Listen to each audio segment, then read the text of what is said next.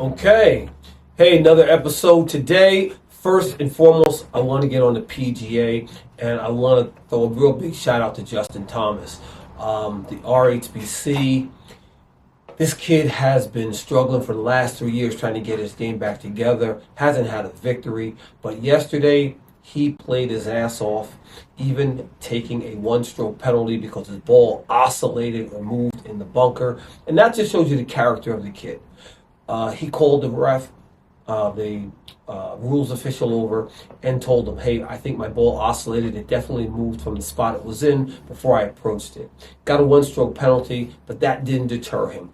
And I got to take my hat off to Novak as well. He played a hell of a game yesterday. They came down to the 18th hole, 17 under apiece. And what did we do? We go into a playoff hole. Justin Thomas hits it 22 feet from the pin. Novak is about 34 feet from the pin. Novak misses, leaves it about 2.5 to 3 feet away from the hole, knocks it in, and clears the stage for Justin Thomas to either, win the tournament or to continue the playoff to the 17th hole. And Justin Thomas, he's a great putter. He's a great player. Stared it down, knocked it down, and came off with a victory. So I want to take my hat off to Justin Thomas. This was a much-deserved victory, and he's one of the good guys in the PGA that I root for all the time. So we got that out of the way. Want to kick in on the NBA. Now, folks, if you guys watched the Knicks, they played their ass off on the playoff game. And I want to say this. We normally think that it's going to be Brunson, it's going to be Cat, it's going to be Anunoby, it's going to be Bridges. But the X factor in this game, the unsung hero in this game was Josh Hart. I mean, just go back and take a look. This kid really played great defense, and he scored when he needed to. But Josh Hart really showed you that what his value is on this team. The rest of the team, they contributed. And I'll take my hat off to Cape Cunningham and the Detroit Pistons. They play the game. They just may not be as good as the Knicks are right now, but it's going to be a good series. Let's move on from the Knicks to Morant and the Memphis Grizzlies. Now, I was going to get started this week by telling you guys how Ja has had over $7 million in fines and suspensions for all of his antics. But what I want to say is, yes, over the weekend, what he showed me was a little bit of lack of integrity. And when I say lack of integrity, I mean you get your ass kicked by 50 points and you're on the bench and you're laughing. That is not a good sign. Now, I don't want to say, hey, it was a coincidence. This is the first time that it's happened. But if you go back in his history, when they lost to the Lakers a couple years ago, go back and look. He's on the bench laughing. And I think, to whom much is given, there's a certain amount of expectations. And Ja has not shown that all of the accolades and all of the endorsements and the contract that he is really showing us that responsibility that he owes not only to his teammates, but to the organization and to the fans. So, I don't think we need to relive and go back and say the coach needs to play this video of the game and relive it. No, it's trash. They were trash, and you lose by 50. You don't need to relive what you did. You just need to move on, take the game a little bit more serious, and try to make a series out of it. I don't think they're going to be able to, but that's the Memphis Grizzlies. We want to move on from the Memphis Grizzlies, and we want to talk about the Indiana Pacers, right? Indiana Pacers, they played a great game of basketball. And you would think that playing the Milwaukee Bucks with Doc Rivers as the coach, he's had playoff experience, he's had championship caliber, he has won titles in Boston, but he's got Giannis, and he's got Lillard, Lopez. He's got a team around him, but they didn't show up. And I don't know if Giannis is just one of those players that he's got tremendous physical attributes, but does he have the heart of a champion? Damian Lillard, Another guy that's tremendous, scoring, defensive, but does he have championship pedigree in him? I don't know. All I can say is if they don't get their act together, they'll be exiting the playoffs in 3. Let's move on from there. See, we're going to rapid fire this thing today. Next, I would like to go to OKC. I mean, listen, OKC, man, they are just phenomenal. You saw what they did with Memphis. They're just phenomenal. I think it's hard to take away the talent level that's on that team.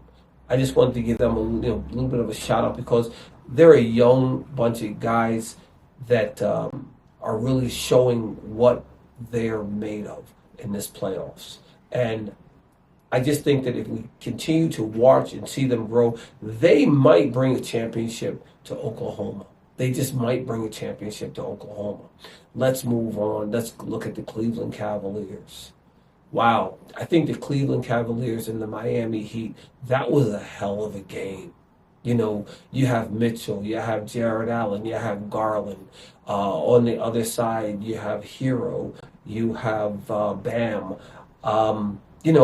They have a squad over there, but Cleveland is a real up-and-coming team, and I would not be surprised if you'd see Cleveland and OKC in the finals, and I think that would be a hell of a match. Two young teams that are really, really talented, and I think it would just be a battle. But you cannot count out the Boston Celtics. I don't pick the Celtics to win the championship this year and do a repeat, but I think that they'll be there, at the very end. They'll be there competing with the Cavaliers till the end, because I think that it's really hard to repeat. And even though they took care of business as usual, it wasn't really a game. When you look at a team like the Celtics, what do? They go in there, they're a professional group of guys. They know what they need to do. They're not flashy, but they get the job done. They just get the job done, period. Orlando, guess what? You're just there to be a part of the series. You're not there because you're going to get a victory. You're just there to be a part of the series. So let's move on from that. I am going to say that the other teams that I thought this was the best game of the evening, and I thought it was the Golden State Warriors and the Houston Rockets. All I want to say is the Butler was serving Curry on a main dish, right? When you look at Steph Curry and you just look at what he has done in this league, I think he might be one of the greatest players to ever play the game. We know he's the greatest three-point shooter we've ever seen. It's the purest shooter we've seen, whether it's 3 points or just 15-foot mid-range jumpers. He's the best we've ever seen. But when you give him guys, support people to put around him, you put Peyton, you put, I can't even remember the young kid's name, I can't even think of his name right now. But when you put the support system around him and he can dish, and he doesn't have to be the main feature scoring guy on the team, you got Jimmy Butler. Ever since he's joined this team, their defense has been phenomenal. And he knows how to win. Anytime you have a Jimmy Butler and a Steph Curry on the floor together, victory is imminent. Victory is imminent. So I don't think, we're going to see anything other than the Golden State come back, and I think they're going to give it a strong fight, but I don't think that they can get past OKC. I really don't. I just think that that's a hard battle to win. Now, another series that I thought was a great game. I think this was probably the most compelling game of the evening, and that would have been the Houston, not the Houston Rockets, but the LA Clippers and the Denver Nuggets. Oof. Even though the Nuggets didn't play well, they did not play well. James Harden, Kawhi Leonard, they played a hell of a game, and they led for the most part of the game. But you know what? That championship pedigree, again, comes through with the Denver Nuggets. They played their ass off coming to the fourth quarter, and you know what? They did what was necessary. They took the game where it needed to go, and they got a victory. I think, though, tonight we do see the Clippers come back and get a victory. I think it's a necessary victory. I think that's going to be probably the best series of the NBA playoffs. That's my take on the NBA right now. And I wanted to save some time because I need to get into this Shedeur Sanders. I need to get into this draft, where he's going to fall. But I need to holler at a couple of folks that I heard on, just trolling on the YouTube and things like that. Stephen A. Smith, Shannon Sharp, they're creating this conspiracy that people are plotting against Shedeur. And I don't want to make it a black and white thing because it's not. Shedeur is arrogant. Shedeur is sending red flags when he's going into the interviews. And everybody's saying, well, you loved him 3 months ago. What has changed? 3 months ago, the NFL teams were still having their season.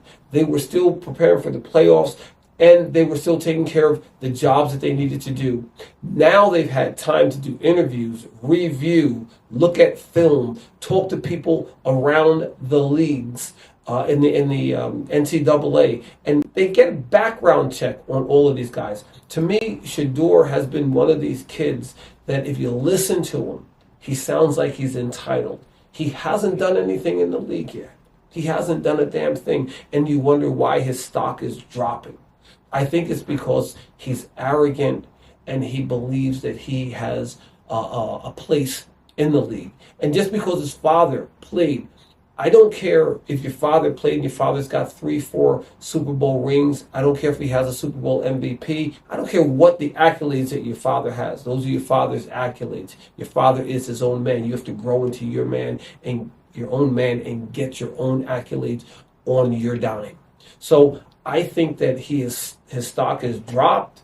I don't think he'll be the second pick. I think he might drop to 8 or 9.